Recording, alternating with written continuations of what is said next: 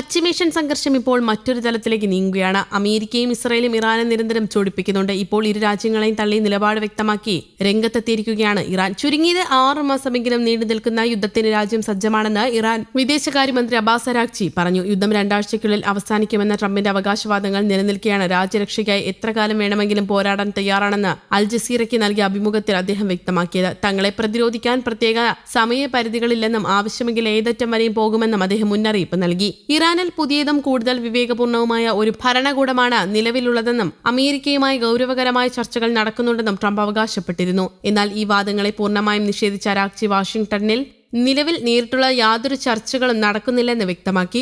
ഉടമ്പടികളിൽ എത്താൻ ഇരു രാജ്യങ്ങളും തമ്മിൽ സംഭാഷണങ്ങളിൽ ഏർപ്പെടുമ്പോഴാണ് അതിനെ ചർച്ച എന്ന് വിളിക്കുന്നത്. അത്തരമൊരു സാഹചര്യം നിലവിലില്ലെന്ന് അദ്ദേഹം കൂട്ടിച്ചേർത്തു. എങ്കിലും മിഡിൽ ഈസ്റ്റിലെ US പ്രതിനിധി സ്റ്റീവ് വിറ്റ്കോഫിൽ നിന്ന് സന്ദേശങ്ങൾ ലഭിച്ചിട്ടുണ്ടെന്നും മധ്യസ്ഥർ വഴി പരോക്ഷമായ ആശയവിനിമയം നടക്കുന്നുണ്ടെന്നും അദ്ദേഹം സമ്മതിച്ചു. യുദ്ധം അവസാനിപ്പിക്കാനായി അമേരിക്ക മുന്നോട്ട് വെച്ച 15 നിർദ്ദേശങ്ങളിൽ ഭൂരിഭാഗവും ഇറാൻ അംഗീകരിച്ചെന്ന ട്രംപിന്റെ പ്രസ്താവനയും അരാഗ്ചി തള്ളി. US മുന്നോട്ട് വെച്ച ആവശ്യങ്ങൾ യാഥാർത്ഥ്യബോധമില്ലാത്തതും അമിതവുമാണെന്നാണ് ഇറാന്റെ നിലപാട്. ഭീഷണിയുടെയും സമയപരിധിയുടെയും ഭാഷയിൽ ഇറാനോട് സംസാരിക്കാൻ കഴിയില്ലെന്നും ട്രംപ് തന്റെ സമീപനത്തിൽ മാറ്റം വരുത്തണമെന്നും അദ്ദേഹം ആവശ്യപ്പെട്ടു. കൂടുതൽ നാശനഷ്ടങ്ങൾ നേരിടുന്നതിന് മുൻപ് മേഖലയിലാകെ സമാധാനം ഉറപ്പുവരുത്തിക്കൊണ്ട് യുദ്ധം അവസാനിപ്പിക്കുകയാണ് ശത്രുക്കൾ ചെയ്യേണ്ടതെന്നും ഇറാൻ വിദേശകാര്യമന്ത്രി ഓർമ്മിപ്പിച്ചു. അതേസമയം ഇറാനിലെ ഏറ്റവും പ്രധാനപ്പെട്ട മരുന്ന് നിർമ്മാണശാല ഇസ്രയേൽ മിസൈൽ ആക്രമണത്തിൽ തകർത്തു. ആക്രമണത്തിൽ കമ്പനിയുടെ അസംസ്കൃത വസ്തുക്കളുടെ ഉൽപാദന യൂണിറ്റുകളും ഗവേഷണ വിഭാഗവും പൂർണ്ണമായും തകർന്നതായി ഇറാൻ ഔദ്യോഗിക വാർത്താ ഏജൻസിയായ ഇർന റിപ്പോർട്ട് ചെയ്തു. ഇറാനിലെ പെൻഷൻ ഫണ്ട് ഏജൻസിയുടെ ഉടമസ്ഥതയിലുള്ള തൗഫീഖ് ദാരു എന്ന മരുന്ന് കമ്പനിയാണ് ഇസ്രയേൽ തകർത്തത്.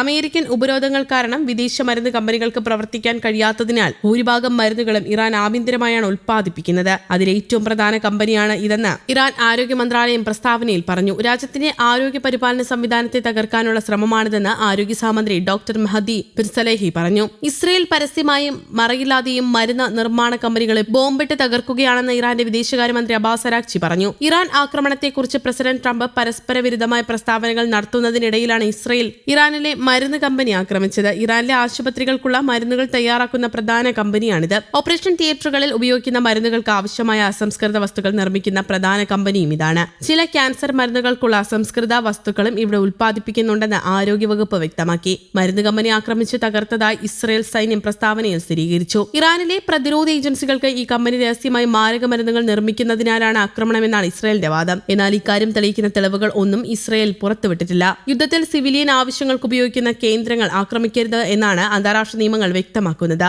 ഒരു കമ്പനി ഒരേ സമയം സിവിലിയൻ സൈനിക ആവശ്യങ്ങൾക്കായി പ്രവർത്തിക്കുന്ന ഒന്നാണെങ്കിൽ പോലും അവരുടെ മുൻഗണന ഏതാണെന്ന് പരിശോധിക്കപ്പെടണമെന്നാണ് നിയമം അനുശാസിക്കുന്നതെന്നും വ്യക്തമാക്കി. News desk Kerala Kaumudi.